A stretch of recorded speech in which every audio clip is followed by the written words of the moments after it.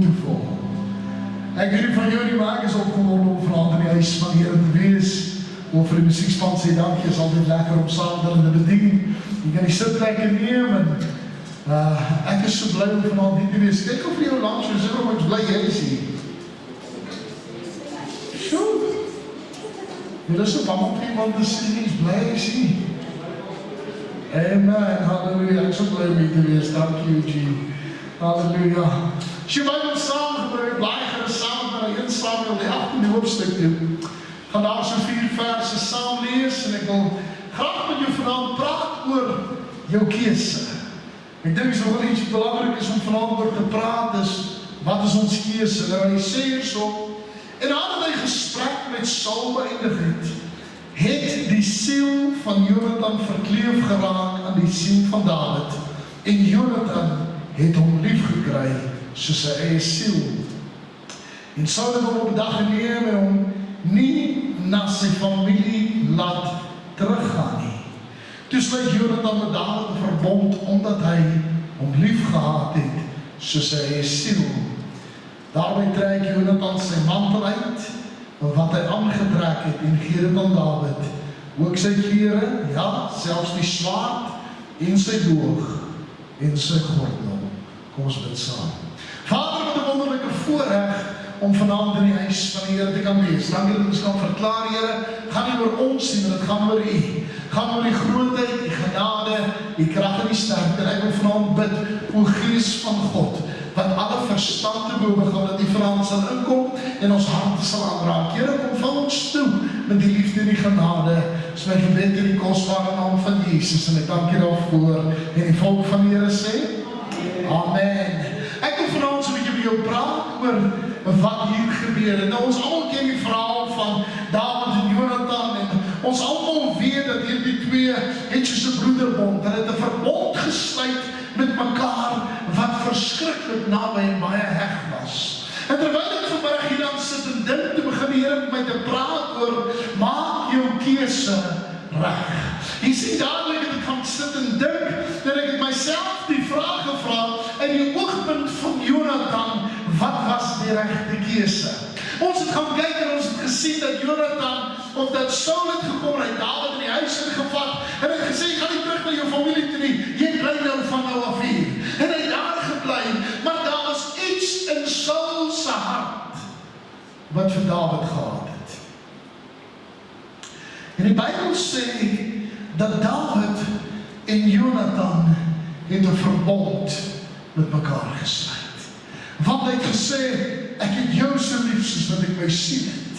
So waarvan hy hier praat is, hy praat van iemand met wie hy, ek wil amper sê, 'n klik en daai spark en daai ding van, ja, ek en jy sal saam kan werk, vir hierdie rede, ons het dieselfde gees. En dadelik toe ek hierdie gedeelte gaan lees, toe kom het in my hart op, ek wonder, wat was die keuses waardeur Saul moes gegaan het? Ek wonder baie keer, wat was die keuses waardeur Dawid moes gaan en baie keer die keuses waardeur Jonathan onderstaan.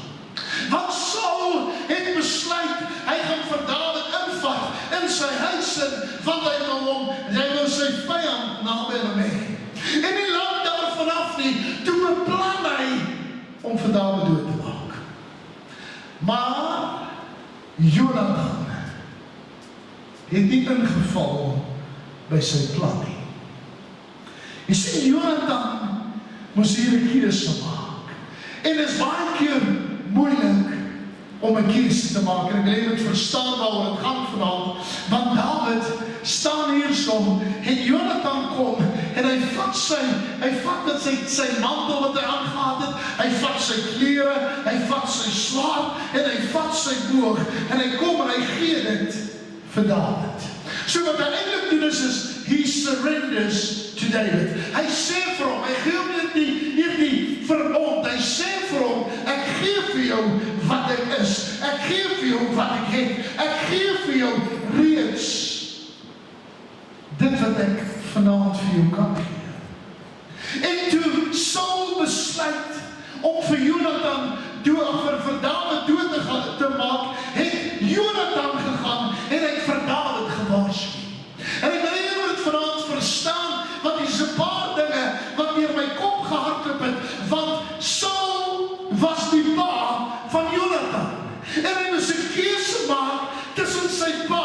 en die wil van God. Hy moes die keuse maak of hy gaan doen wat sy pa sê en luister wat sy pa sê en optree soos sy pa sê, of gaan hy die wil van God navolg. Ek wil net met vrouens verstaan, dis nie 'n maklike keuse nie. Wanneer jy te staan kom teen jou pa en die wil van God, is dit nie 'n maklike plek om te kies nie. Maar Jonathan gaan nie en hy kies nie sy pa nie. Hy besluit, ek gaan die keuse maak om die wil van God na te volg en na te jaag met my hele lewe. En hierdie veroorsaak geweldige konflik. Hoekom sê ek dit? Want toe sy pa vir Dawid wil doodmaak, het Jonathan hom gevat en vir hom gesê, jy moet move, hy wil jou doodmaak. En dadelik is daar konflik tussen pa en seun, maar weet wat? Hy kies om vrede te hê bo konflik. Hy kies om God se plan te verstaan bo sy eie plan. Hy kies om God se meetsnore te sien in plaas van sy eie. Want jy sien, Jonathan was eintlik die opvolger van die troon van Saul volgens gebruik. Maar nie volgens God nie. Want God het vir Dawid gesalf as koning op 'n baie jong ouderdom. En daarom kom dit by my op. Ek dink dit is nie maklik om te kies as dit jou beïnvloed nie. Dit is nie maklik om iemand anders te bevoordeel as dit jou benadeel nie. Dit is nie maklik om daar 'n keuse te maak nie, maar nogtans gaan Jonathan en hy sê, ek kies vanaand dat jy moet koning wees. Ek kies vanaand dat jy moet veilig wees. Ek kies vanaand dat jy moet vlug. En hier het my geweldig gepla, want hy het so ver gegaan, hy het gegaan in sy mantel en sy klere, maar meer is dit, sy swaard en sy boog vir Dawid gegee. En hy het vir hom gesê, vat, jy gaan dit nodig kry. En wat gaan sy pa sê? Wat gaan Saul sê as hy sien Dawid se, as hy gaan sien Jonathan se swaard is weg? Wat gaan sy pa sê as hy sien sy mantel is weg? En toe ek hieraan gaan sit en dink, toe begin dit in my hart op te kom en dit begin my te pla, want jy sien, Jonathan moes 'n besluit maak oor wat reg is en wat verkeerd is. Kan ek vanaand vir jou sê, dis nie altyd maklik om hierdie besluite te maak nie. Dis nie maklik om te sê, dis verkeerd en dis reg nie. Dis nie altyd maklik om op te staan teen dinge wat verkeerd is, as jy onseker is nie. Maar omdat Jonathan 'n verhouding met God gehad het, omdat Jonathan geweet het wat die wil van God was, was dit vir hom maklik om dit te kan doen. En toe ek hieraan gaan sit en dink, toe begin die Here met my te praat, want jy sien, daar's iets hieraan om 'n verbond te sluit. Saul ken die verhaal, Dawid het weggevlug van Jonathan, van Saul af, en dan die gedagtes gaan bly. Sê die Bybel, hy het in 'n grot gaan bly in spelonk, en daar so het hy manne gehad wat saam met hom was, maar hy het weggekry vir Saul. En op 'n sekere stadium het dit gekom dat Saul agter Dawid aangetrek het om hom dood te maak. En hier is die vraag wat baie keer in my hart is hoeveel haat moet in ons hart wees dat ons agter mense aantrek om hulle dood te maak? Hoeveel dinge moet in jou hart aan die gang wees dat jy dit wil doen? En die oomblik toe ek hierna gaan sit en kyk, toe sien ek dat daar op 'n stadium met Saul gaan lê en slaap het, en Dawid ingekom het en 'n stuk van sy kleed afgesny het en uitgestap het. En dan het hom gevra, hoekom jy my doodgemaak? Hoekom het jy nie met jou swaard gevat en deur hom gedruk nie? Hoekom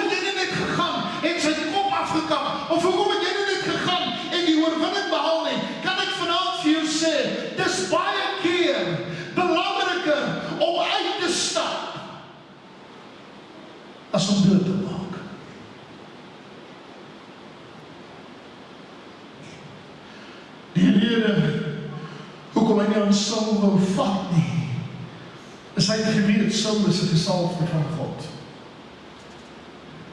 En die Bybel sê, touch not the anointed of God. Dawid het geweet. Dawid het geweet, as hy sy hande moet optel vir Saul, het hy 'n probleem. En die Bybel sê dat op hierdie stadium het hulle in opstand gekom, het hulle oor mekaar gestaan en het 'n stuk van die kleed gevat en het vir hom gewys. Jou lewe was in my hande, maar ek het gekies om jou nie dood te maak.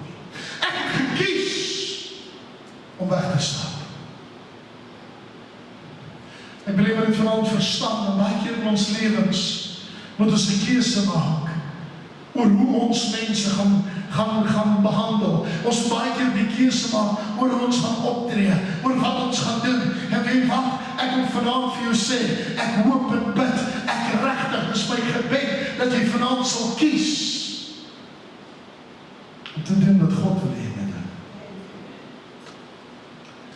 Want ek hier die gedeelte lees, toe begin het in my hart op te kom, dat Jonathan kies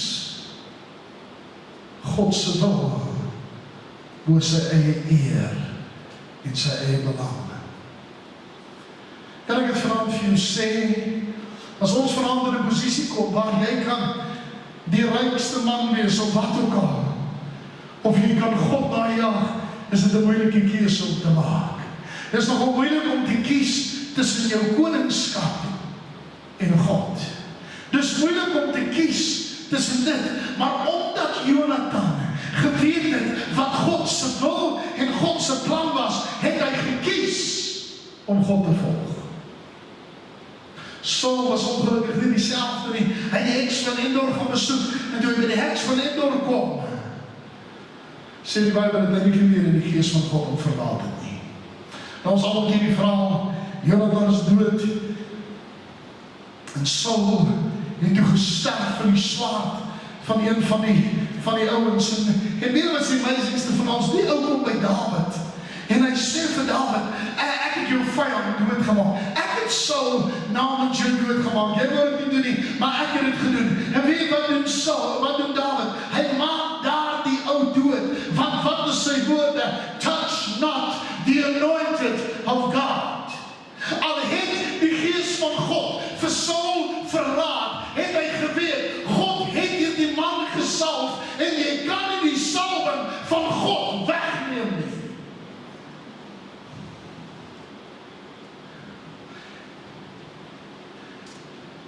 Wat vir my die amazingste van is, want toe moes ek hieroor gaan sit en dink, dat vir hoe lang het Dawid stoemes vlug voordat hy koning kon word.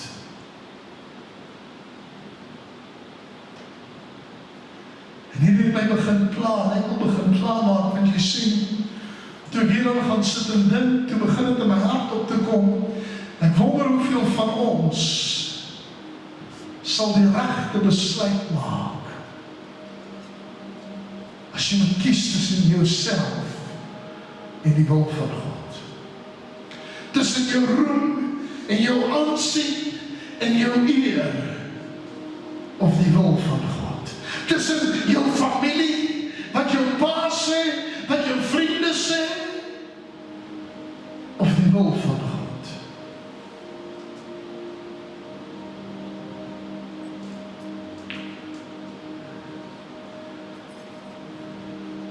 Sien wat ons nie besef nie, is die keuse wat ek en jy baie keer vandag maak, het 'n invloed op my nageslag. Want wat het nie gebeur?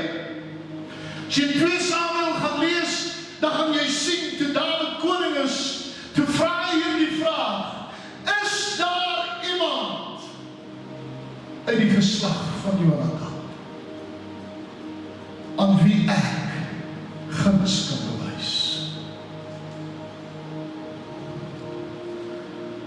Sien wanneer daar sê een so oukie uit As jy met jou ongeluk gehad toe ek klein was, het ek hom laat val.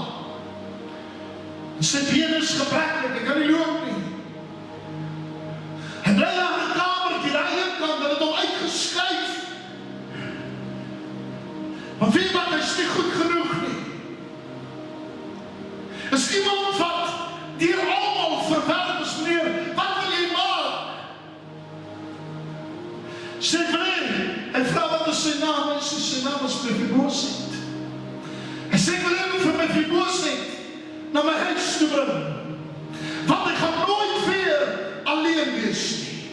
Hy gaan nooit weer alleen hoef te eet nie. Hy sal elke aand aan die tafel van die koning sit. Nie oor wat hy gedoen het nie, maar 'n verbond wat sy pa met my gehad.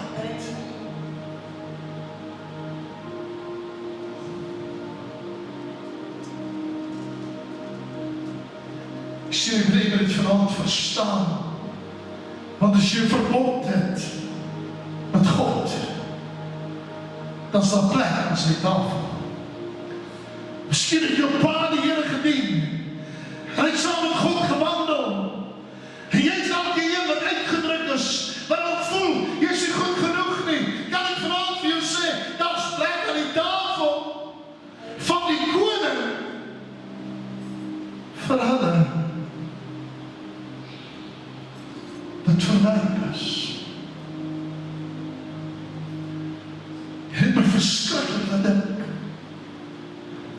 wat my keuses wie het naby my toelaat, kan 'n invloed hê op my kinders en hulle kinders. Dis hoe het vir my belangrik begin word het. Ek het begin soek na my Jonathan. Iemand met dieselfde gees as ek het. En vanmiddag dat ek saam met my opsiener gesit, ek staan tafel gesit en ek ete gehaal staan. Terwyl ek met hom praat, toe sê ek vir hom, my grootste ding in my hele lewe is, ek soek mense wat saam met my is, en die plan van God verstaan. Anders het ek alles, maar ek het niks. Het is my belangriker dat elke persoon vanaand weet hoe God se plan is. Het is my belangriker dat elke persoon weet, God wil 'n verhouding hê met jou. Hy wil 'n verhouding staan met jou. Hy wil 'n verbond hê met jou. Het gaan baie keer opoffering kos. Het gaan baie keer kos dat ek moet wegstap van dit wat ek ken. Kan ek het maar vanaand vir jou sê, toe Saul en Jonathan dood is, was Mephibosheth nie welkom in die paleis nie. They made him an outcast. Nie die mense in die paleis. Kan ek het vanavond vir jou sê,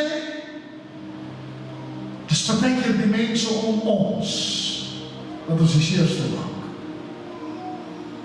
En hier leer ek iets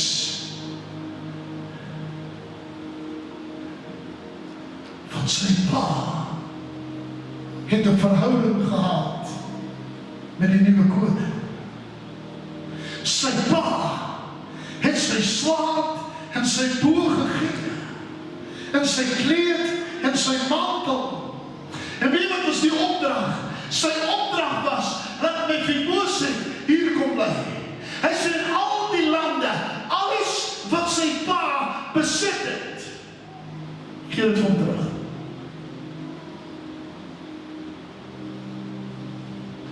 En wat maak die koning?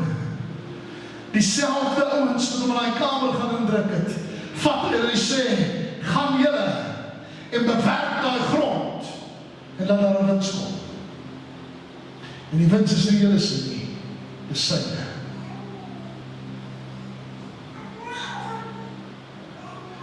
Dadelik toe hierdie vanmiddag in my gees begin afspeel, toe sê ek, Here, ek wil reg kies.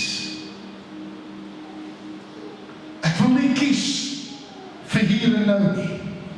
Ek wil nie kies vir wat my nou laat goed voel nie. Ek wil kies met U in oog. Ek wil kies met U plan in my binneste.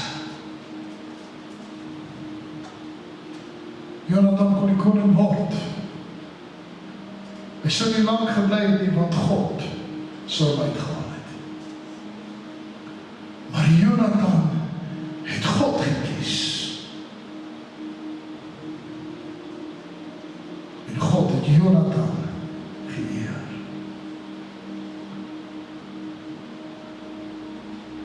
So ek wil vanaand vir jou vra, net daar wees sit, sal jy gaan jou oë sluit en jou hoof buig. Maar as ek iets in my gees opgekom het vanmiddag, is jy bereid om reg te kies? Is jy bereid om te kies wat werklik saak maak? As jy vanavond moet kies tussen 'n paleis en die wil van God, sal jy die paleis kies? Of sal jy God se wil najaag? En ek weet nie van jou in die markt vanmiddag, terwyl ek voor die Here lê, toe sê ek, Here, ek wil vanaand kom met my swaard, my boog, my klere en my mantel voor U kom neersit. And I just want to say, I surrender. Wat U besluit, is ek mee tevrede.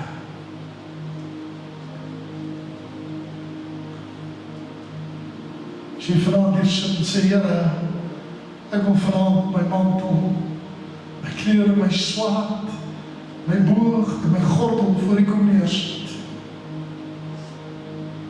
Want ek kies U en ek gee oor aan U wil. Steek op jou hande, God, ek wil saam met jou bid. Dankie vir die hande wat reg oor die gehoor opgaan. Die vrouw is jou handen gesteek, het sal die samen opstaan, asseblief. Ek wil graag saam met jou bid vanavond.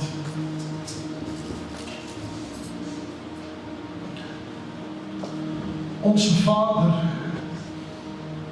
wat in die hemel is, ek kom vanavond na U toe. Here, ek het gedink, my mantel is so mooi, ek het die beste swaard en die sterkste boog, en die mooiste klere. Ek wil vanavond alles uittrek, en ek wil het voor U kom neersit en sê, Here, ek gee oor. I surrender to your will. Lord, let your will be done in my life.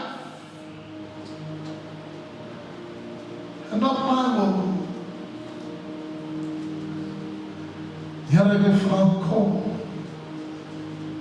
Ek wil sê, Here, ek maak vanavond die keuse, al beteken dit konflik.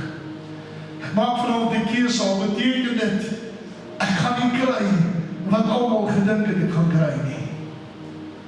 Sodat ek kry wat God se plan vir my lewe is. Here, ek wil vanavond bid en vra, help my weer regte keuse te maak, dat ek die beste besluit sal maak, want ek verstaan vanavond.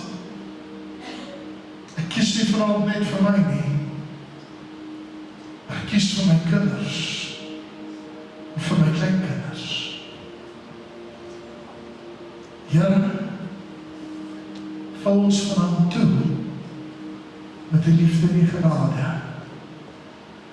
En dankie, Here, al het ander my in ballingskap gesit, het my gevat, en my teruggebring, en 'n plek gegee aan die tafel van die Here. En Here, ek eer U, vir dit wat U vanavond doen in Jesus naam. Amen en amen. Ek kan sit plek neer.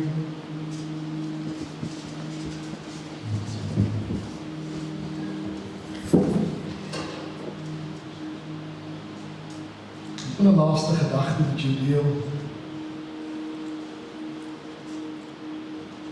Dat baie keer in ons lewens is die keuses wat ons maak partykeer vinnig en op die spot. Ek moet nou maak en ek moet besluit oor iets. Alle kere het ek tyd om oor dit te dink. Alle kere kan ek gaan sit en somme maak en die koste berekening doen, maar daar sekere kere word op die spot moet gebeur. En ek het iets geleer, dat wanneer ek op die spot besluit moet maak, ek moet seker wees, ek weet wat is God se plan. Wanneer ek die koste berekening doen vir ander goed, leer dit my die plan van God. Was partykeer om op die oomblik te kan sê, ek kies dit. En weet jy wat ek geleer, hoe is die beste om te kies? Om oor te gee. Want as jy nie kies nie, kan God kies. Wat het Dawid geskryf? Hy het so mooi geskryf. Hy het gesê, nogtans, nie my wil nie, Here,